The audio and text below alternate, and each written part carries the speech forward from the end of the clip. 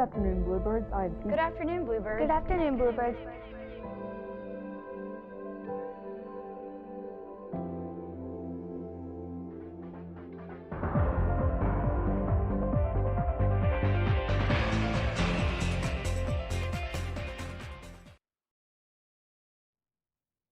Good afternoon, Bluebirds. I'm Sophie with Abby delivering your announcements.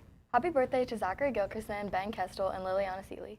The volleyball program would like to extend an invitation to all teachers to come and watch and support your volleyball program at a very important home game. September 27th, which is Monday night, Highlands Middle School volleyball team will take on Gray Middle School here on our home court. Gray Middle School is a huge rival, and the HMS girls volleyball team hopes to be dishing out some payback.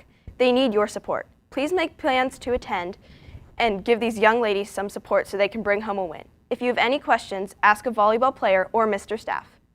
Due to the large number of students interested in chess club, the meeting has been moved to the library. So the first chess club meeting will be held in the library on Friday from 2:45 to 3:45 p.m. Please be sure to bring your $10 chess club fee and that you have transportation at 3:45. Mr. Lipscomb is looking forward to seeing you. In other headline news, this past August, ESPN televised a high school game that led to the revelation of quite a scandal. On August 29th, ESPN aired a high school football game between two teams, Bishop Sycamore and IMG. Bishop Sycamore is a football team from Columbus, Ohio, is an athletic training academy, and supposedly their players were really good. Likewise, IMG has a stellar reputation. When the game aired in August, it was a blowout. IMG beat Bishop Sycamore 58-0. Bishop Sycamore did not appear to be an elite team at all. The players played so poorly that an investigation began that looked into the school's existence as well as the qualifications of the team coaches and other staff. The following video looks at this scandal and shares some of the thoughts of Highlands Middle School coaches and students about what happened at the game. Friday nights under the lights, and high school football is back. The number 2 team in the country and defending national champions, IMG Academy, played Bishop Sycamore. It was on ESPN and supposed to be a great game, but didn't end that way. Apparently, Bishop Sycamore was reported to have a lot of Division I football players, but their efforts didn't prove true. Who is Bishop Sycamore, and did ESPN get fooled? Let's see what our Bluebirds know about Bishop Sycamore.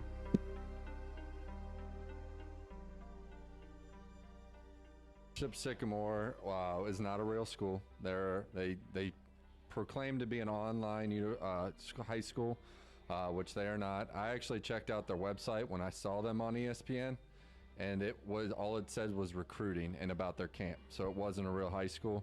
I know their coach has a warrant out for his arrest, and all their players were not actual high school players. They were actually junior college dropouts, so they were older than high schoolers.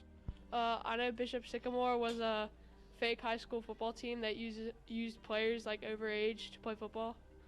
Bishop Sycamore is a high school football team, and they're fake, and they brought players from the JUCO league down to play high school against IMG. I know that it was an interesting situation that we have with Bishop Sycamore. I've never seen anybody like that or anything like that happen before. I don't know a whole lot about Bishop Sycamore other than I know there's a lot of controversy about whether or not that school actually exists and some of the ways that they presented that school.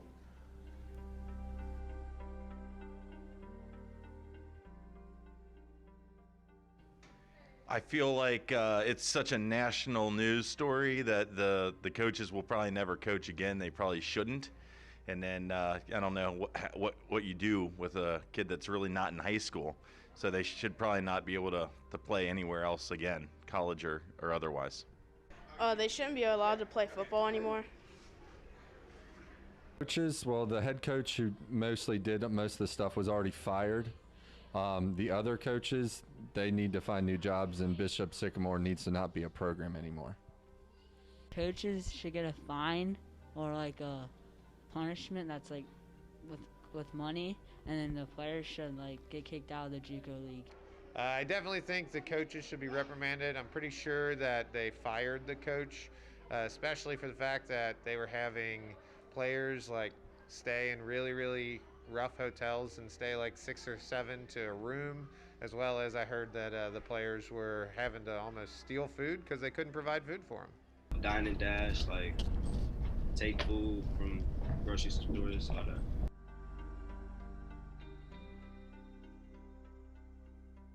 They need to give a specific person a job to bed the teams that they put on ESPN. So if people actually say that they're this, they need to have, like Bishop Sycamore said that they had all these Division I players. They needed someone to look into to see if they actually had Division I players.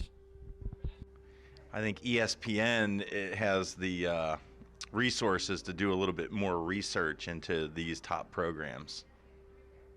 I think honestly just a better background check on who it is that they're actually going to put on the television. It might look good on paper or maybe some videos that people send in, but they got to do a little bit more research on their end. Not play high school football on TV and check everybody's birth certificate.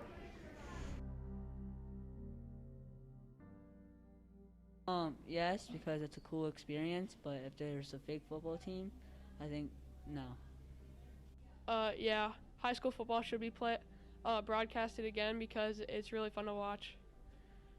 I definitely think high school football should be played on ESPN. It gives those higher level players good exposure, and even the players on the team that may not have been getting looks from colleges, gives them a chance to get seen.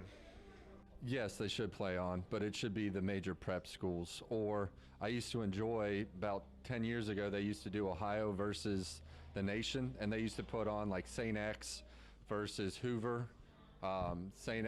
Elder versus another program, and it was always fun watching local teams play the national teams, and it's always fun to watch high school football or football in general. I think so. It's not ESPN's fault that this thing happened. They got duped like the rest of us did, really.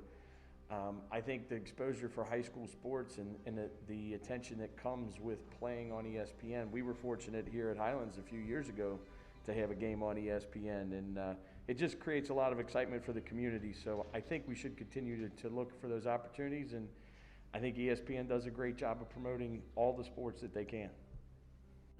Looks like our Bluebirds know a lot about Bishop Sycamore. Luckily, Coach Spire and the Bluebirds didn't have them on the schedule.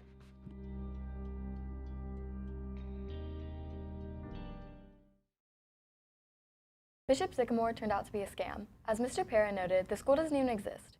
The big question became, how could ESPN have allowed this to happen? In this digital age, where we, as students, are taught to fact-check information from an early age, how could a television giant like ESPN have been fooled? This incident with Bishop Sycamore is a lesson for all of us to check our facts and not merely accept information because somebody else says it's true. For lunch tomorrow, we will be having cheese tortellini with marinara or Alfredo sauce, or pepperoni pizza, garlic bread, and steamed broccoli. And now for today's quote of the day. Today's quote is, "You don't learn to walk by following rules. You learn by doing and falling over."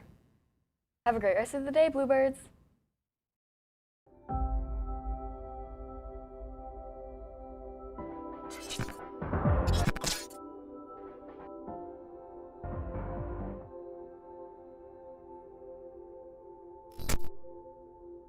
Good afternoon, Bluebirds. Good afternoon, Bluebirds. Good afternoon, Bluebirds.